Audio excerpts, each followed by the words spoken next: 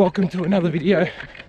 Today we're taking a look at a running shoe, and that running shoe is the Reebok Floatride Energy 3.0, something like that. Running shoes have long names these days, but stay tuned.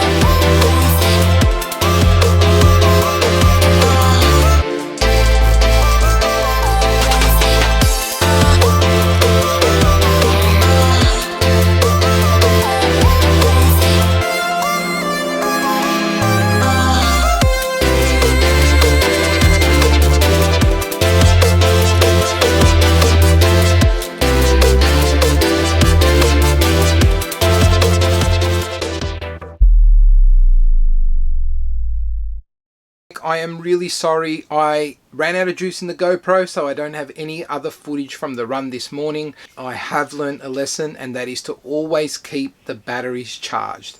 In any case, if you do like what you see here today, hit the like button, comment if you've got anything to say, subscribe if you haven't already, and please spread the word if you know that there's anyone out there who might enjoy the content.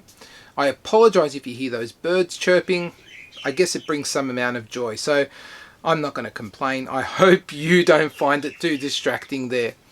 But I do have an Instagram page. It's 3 kicks a day. Go over there, give us a follow.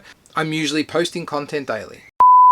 This is a shoe that I'm really excited about reviewing.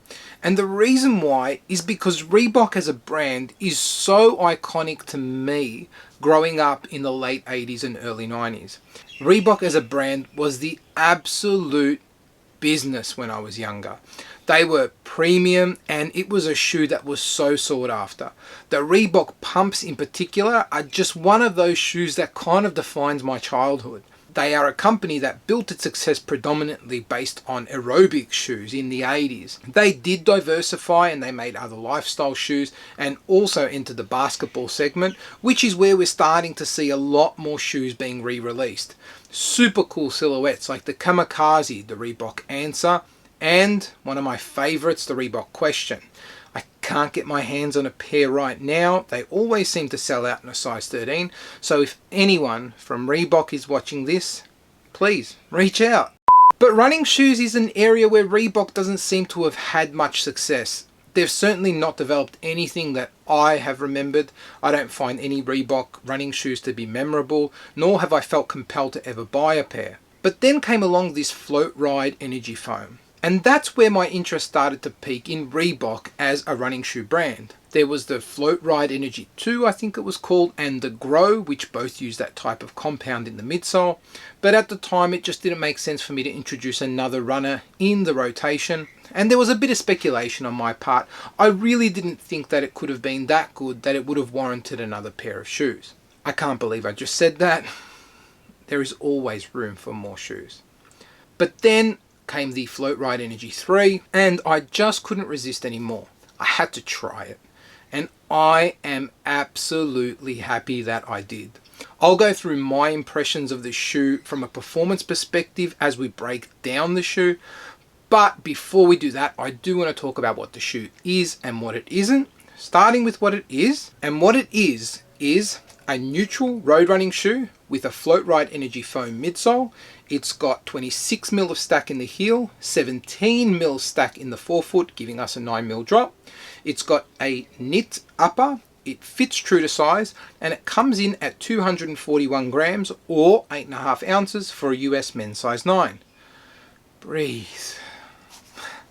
What it isn't. I like to throw this what it isn't bit just in case there is something that the shoe isn't. But the only thing that I can really think about is that it isn't a particularly stylish runner. Certainly in this colorway, I think it just further kind of exaggerates just how boring the design is. I'm sorry, it really isn't that interesting a looking runner. There are some other colorways I've seen available that do look a little bit better. I don't like hate it, but from a design perspective, it is a touch daggy. Now let's go into the shoe, starting with the outsole. And what we've got here is a carbon rubber outsole. We've got an interesting tread pattern. It kind of looks like arrows coming up the shoe.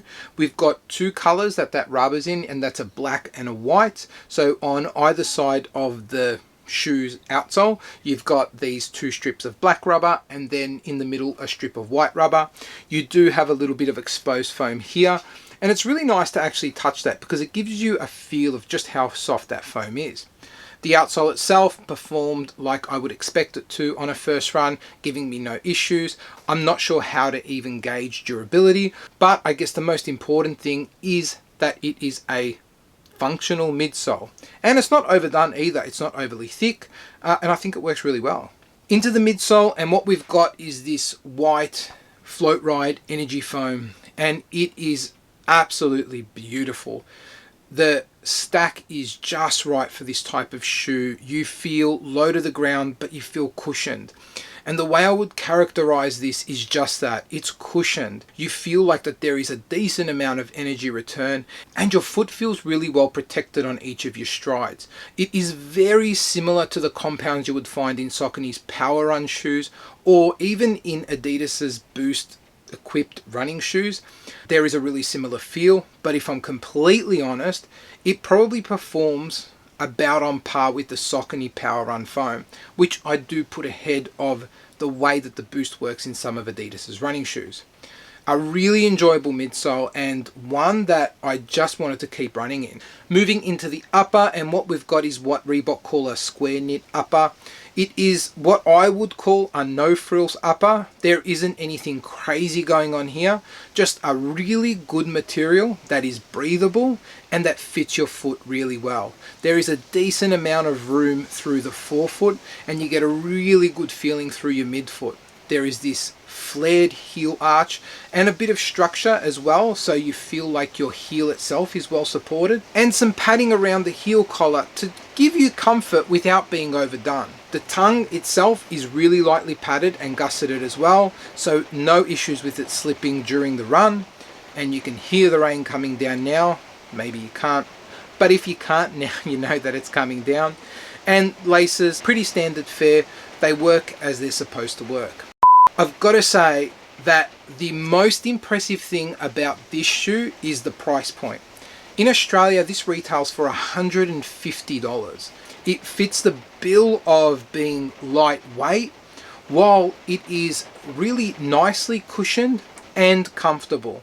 If you are budget conscious and are running in a pair of shoes that are not meant for running, don't do that.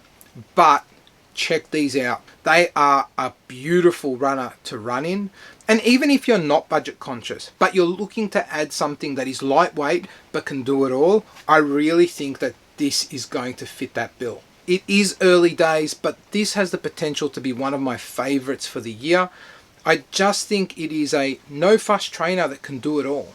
Anyway, if you do have a pair of the Floatride Energy 3s or one of the previous models that use the Floatride Energy foam, let us know in the comments what you think of it. And if you don't agree, that's cool as well. We are all different. I am still really keen to hear your thoughts. Anyway, until the next video, laters.